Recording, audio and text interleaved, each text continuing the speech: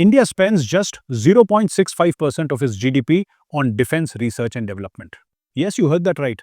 And I'm not telling this. This was said publicly by DRDO chief Samir V. Kamath himself, on record in front of the media. China spends almost 4 times of its GDP. The US spends more than 5 times. South Korea is in another galaxy. In May 2025, during Operation Sindoor against Pakistan, this gap stopped being a statistic. It became a battlefield disadvantage. Why is the world's fifth largest economy so weak in science and technology? How did the silent R&D crisis stay ignored for decades? And can India's new weapons, Mission Sudarshan Chakra and Atmanirbhar Bharat 2047, actually flip the balance of power in Asia? Let's break down what's really going on. Here is the brutal truth. India's R&D spending at 0.65% of GDP means we are investing in innovation at one-third the rate of China and one-fifth the rate of developed nations like South Korea, which spends 4.93%. We are not even in the race. We are watching from the stands. South Korea is running, America is running, China is sprinting, and India? We are still trying to figure out how to tie our shoelaces. But here is where it gets darker. Nearly 70% of India's defense budget goes to salaries and pensions, and only 3.94% goes to DRDO, the organization that is supposed to build India's own weapons. Only 3.94%. And this is not new. This share for DRDO has stayed almost the same from decades. Different governments came and went, but the structure never changed. In the United States, the defense budget keeps a separate innovation arm like DARPA, protected year after year, no matter who's in power. That's why their technology pipeline never breaks. What we are doing is like running a company where 70% of the money pays retired employees, and almost nothing is left to hire young engineers or build new labs. That company will fail. And unless this structure changes, India will fail. Not politically, but technologically. The Kaveri jet engine story is the perfect example. 35 years, 2032 crore rupees, one failure. India tried to build an indigenous jet engine. It took longer than raising a child from birth to adulthood. It cost more than building hospitals across entire cities. And what happened? It failed. Now every single fighter jet India builds, LCA Tejas, the future AMCA, depends on American engines from General Electric. GE controls our skies. If they delay deliveries by 13 months, our Air Force cannot expand its squadrons. If they refuse to sell, our fighter program stops. And don't think this is imaginary. This has already happened. Turkey was part of the F-35 program. Money paid, pilots trained, factories ready. One political decision and the US cut Turkey out overnight. No jets, no engines, no spares. That's how engine dependence works. So when people say, this won't happen to India, history says otherwise. That's not security, that's slavery with a smile. And this is where the story gets interesting, because the threat is not just about R&D spending. The threat is existential. If you're enjoying this deep dive into real geopolitics, make sure you subscribe. Let's continue. China's military budget has grown from $196 billion in 2015 to $296 billion in 2023. That's a 51% increase in 8 years. Meanwhile, India's defense budget is stuck at 1.9% of GDP. Do you see the maths? China was at $196 billion in 2015. India is just now reaching that level in 2025. We are 10 years behind. 10 years. By the time we reach today's Chinese capability level, they will be 2 decades ahead. It's a mathematical impossibility to catch up at this rate. But this is not even the worst part. Now here is the twist nobody noticed. India faces a dual front threat. China on the north, Pakistan on the west. Pakistan's defense budget is only $7.64 billion. But here's the kicker. 81% of Pakistan's military hardware comes from China.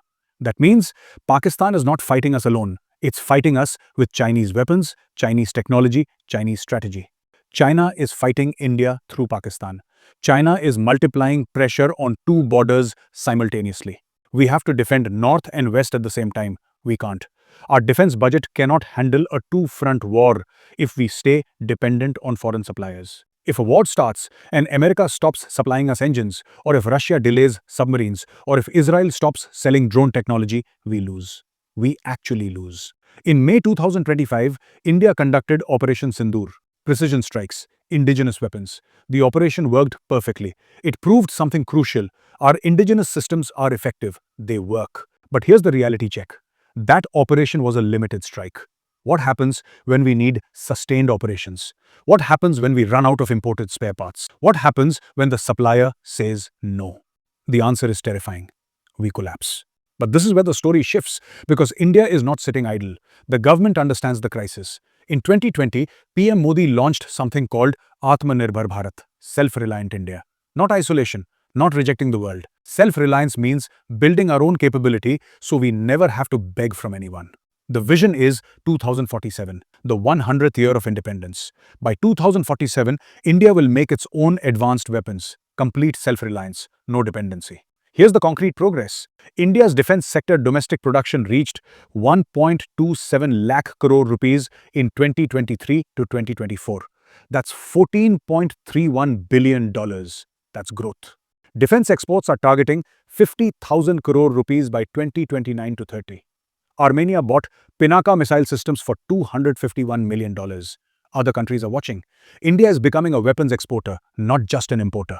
But how will this happen? What systems is India building right now?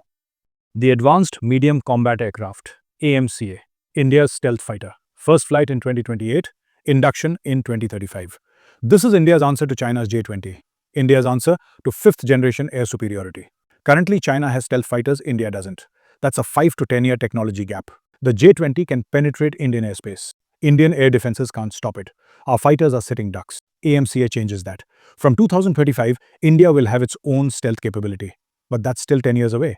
In those 10 years, China will build better fighters. By 2035, China will have 6th generation prototypes. But at least we will be in the race. The Pinaka missile system shows the evolution of India's indigenous capability.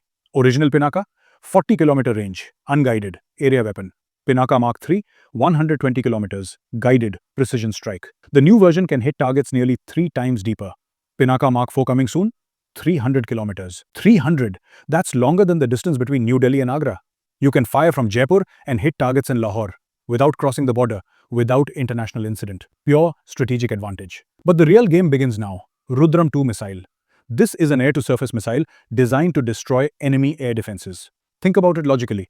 If your enemy has radars and missiles protecting their airspace, your fighter jets cannot attack freely.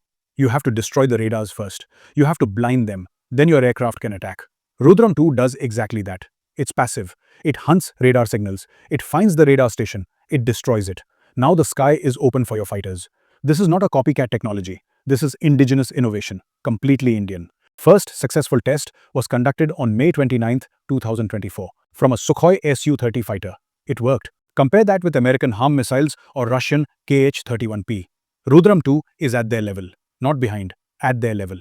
Anant Shastra, quick reaction surface-to-air missile, range 25 to 40 kilometers, can shoot down 6 targets simultaneously. 6. Your enemy sends 5 drones, they all die. Meanwhile, Anant Shastra is ready for the 6th. This is air defense innovation. Multiple simultaneous engagement. That's advanced technology. This system is launching soon, within 2025 and 2026. And this one detail changes everything. India's private sector contributes only 36% of R&D funding. In developed countries, it is close to 70%. 70%. That means in advanced nations, private companies are racing to build better weapons, better sensors, better engines, better software. In India, the private sector is not fully in the game. But we already know how to fix this, because we have done it before. Look at India's space sector. For decades, space was closed. Only ISRO, slow progress. Then the government opened it up. Private companies were allowed in. Today, Indian startups build rockets, satellites, launch systems. Costs fell, speed increased, innovation exploded.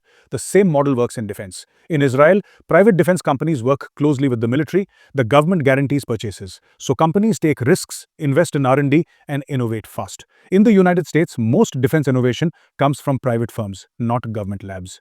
India already has the players. Tata, Reliance, Wipro, Larsen & Toubro. They have the money, they have the engineers, they are waiting for one thing: guaranteed procurement. If the government opens defense R&D to private industry, the way it opens space, India's innovation rate won't improve slowly, it will multiply.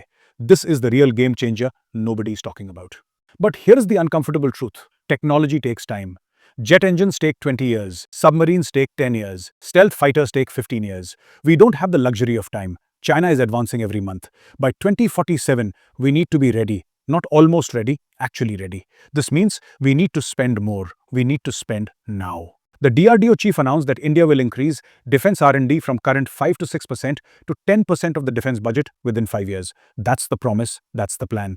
But promises don't win wars. Execution does. By 2047, either India will be the master of its own defense or India will still be dependent on the goodwill of other nations. That's the choice. That's the timeline. The real game begins now. The question is simple but heavy. Will India sustain this focus, this investment, this discipline for the next 20 years? Or will political distractions, pressure from foreign lobbies, and short-term thinking slow us down again? Do you think India's Atmanirbhar strategy will genuinely reshape the regional balance of power, or will global and domestic pressures test our autonomy in the coming years? Tell your thoughts in the comments below. Jai Hind.